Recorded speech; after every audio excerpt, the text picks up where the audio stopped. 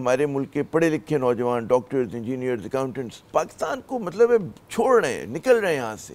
دیکھیے میں آج تو ایک ایلومنائی فنکشن میں تھا جی، اور میں بتا دیتا ہوں کہ Dow Medical, Aga Khan Medical College, King Edward Medical College, Beaconhouse, اس میں سے اب ان کے جو ایلومنائی کے فنکشن ہوتے ہیں نا ہاں وہ شکاگو، نیو یارک، ہیوسٹن میں ہوتے ہیں، ہاں دبئی میں ہوتے ہیں. ان کی ایلومنائی پاکستان میں رہتی نہیں ہے. ٹھیک ہے. اچھا یہ اس کی دو تین وجوہات ہیں اس کے اندر.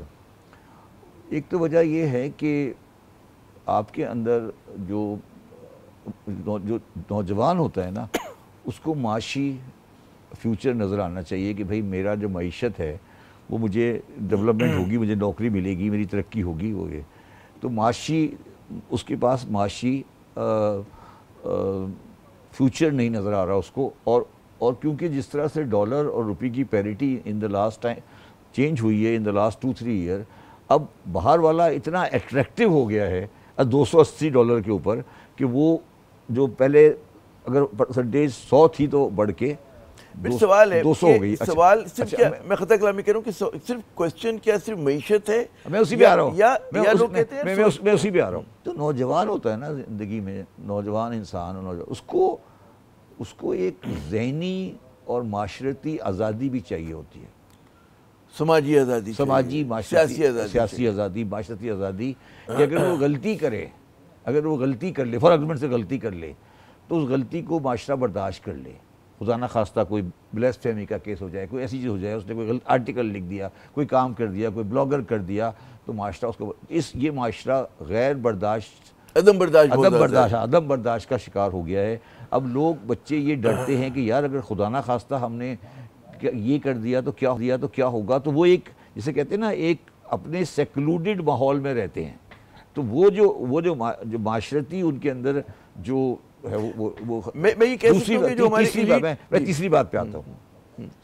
تیسری بات یہ ہے کہ جو آپ کا تعلیمی نظام، جو آپ کا اے لیول کا سسٹم ہے، جو آپ نے اے لیول اور کیمبرج سسٹم بنایا ہے، کیمبرج سسٹم کا بنیادی خواہش یہ ہوتی ہے کہ وہ بندہ کرنے کے بعد انگلینڈ جائے. وہ اس کو انکریج کرتے ہیں کہ وہ یہاں سے جائے. ٹھیک ہے. ہم یہی سوال تھا میرا آپ سے. ہاں، وہ اس کو انکریج کرتے ہیں کہ وہ جائے. ہم نے ان کو کھلی چھٹی دے دی ہے کہ آپ جو دل چاہے کریں. میں مثال دیتا ہوں اپنے پروفیشن کی. ہمارے پروفیشن میں ایک سی اے ہوتا ہے، ایک اے سی سی ہوتا ہے. اب اے سی سی ایک انگلش کوالیفیکیشن ہے. ہم نے ان کو اتنی زیادہ پریولیجز دے دیں کہ وہ اے سی سی اے کر کے باہر جاتے ہیں، وہ سی اے کرنے سے دور ہٹتے جاتے ہیں. تو ہم نے یہ ملک مطلب جو جس طرح سے اس کو گورن کیا ہے پچھلے 50-60 سال میں، اب یہ اس کا سارا بیکلیش آ رہا ہے. یہ ایک دم سے نہیں ہو رہا، یہ ایک دم سے نہیں ہو رہا. تو یہ اس کا بیکلیش ہے، برین ڈرین ہو رہی ہے. مگر میں آپ کو یہ بات بتا دوں، آج آپ کو بتا دیتا ہوں کہ یہ سب عامر صاحب واپس آ جائیں گے. میں آج آپ کو کہہ رہا ہوں واپس آ جائیں گے. میں صرف یہ آپ کو کہہ سکتا ہوں کہ میری فیملی میں سے 70-80% لوگ باہر رہتے ہیں. ٹھیک ہے. اور ویری ویل سیٹلڈ ہیں.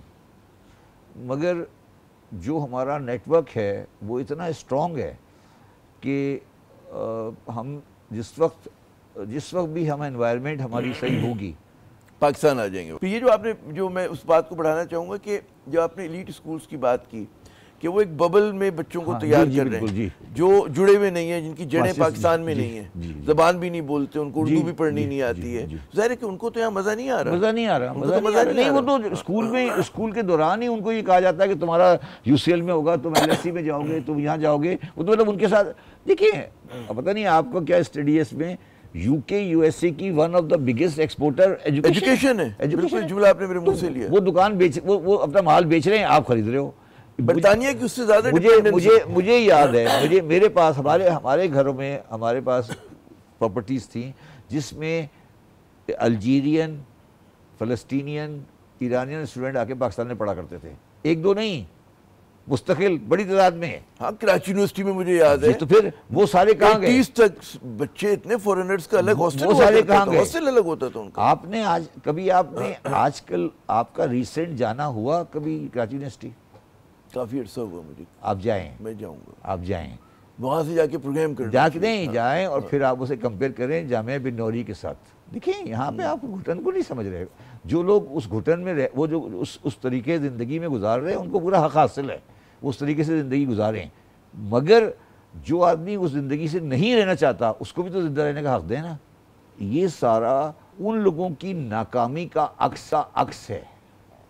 وہ جب ناکام ہو گئے نا، ایک سوچ تھی پاکستان میں جو رائٹس کی سوچ تھی، ٹھیک ہے، 79 کے بعد وہ بری طرح ناکام ہوئی ہے. اب وہ پاکستانی قوم سے انتقام لے رہے ہیں.